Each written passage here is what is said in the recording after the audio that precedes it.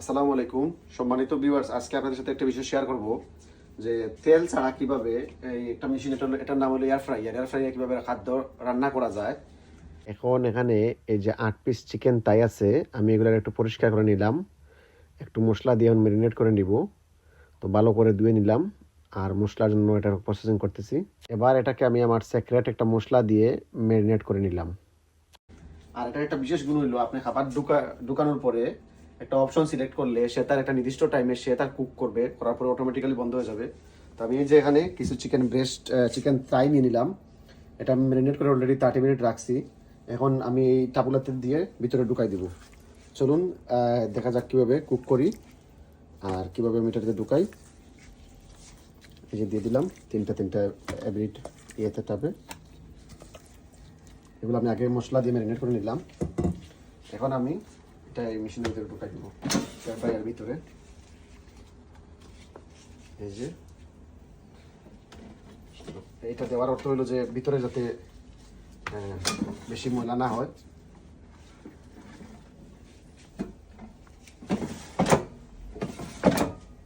এখন আমি এই যে সুইচ অন দিয়ে নিব, আর এখানে অপশন আছে আমি কি করব, আমি এয়ার ফ্রাই করব।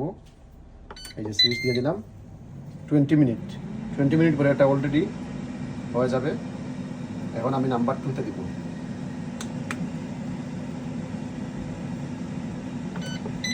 চালু হয়ে গেল। 20 মিনিট পরে অটোমেটিক্যালি এটা বন্ধ হয়ে যাবে। আর এইটা দেখুন, আমি কিছু আলু এরকম কাইটাটাকে ফ্রেঞ্চ ফ্রাইও বলা যায়, আমি ফ্রাইজের জন্য রেডি করছি। এই চিকেন হওয়ার পর এটা ঢুকাবো।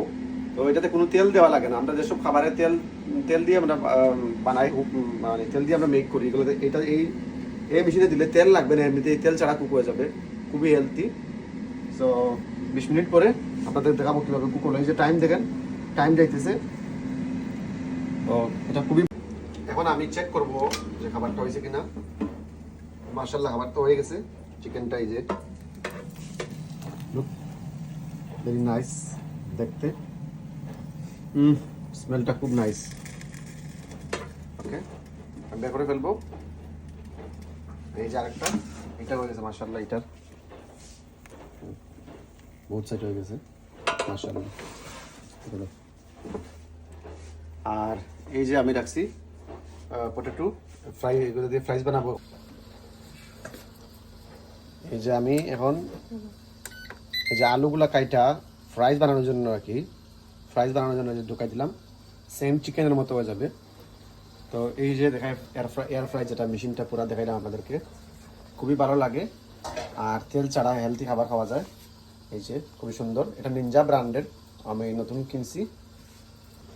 এটা নিনজা ব্র্যান্ডের আর এটার দাম 200 পাউন্ড, বাংলাদেশি টাকায় প্রায় 30,000 টাকার মতো। তো সবচেয়ে ভালো হলো আপনি খাবার ঢুকায় তারপরে আপনি সাবারে অথবা অন্য কোথাও চলে গেলে খাবার রেডি হয়ে যাবে। তো আমার এই কুকিং ব্লগটা দেখার জন্য যে বা যারা ধৈর্য নিয়ে দেখেছেন, সকলের প্রতি আমি আন্তরিক কৃতজ্ঞতা জানাই। ভালো থাকবেন, সুস্থ থাকবেন। আসসালামু আলাইকুম।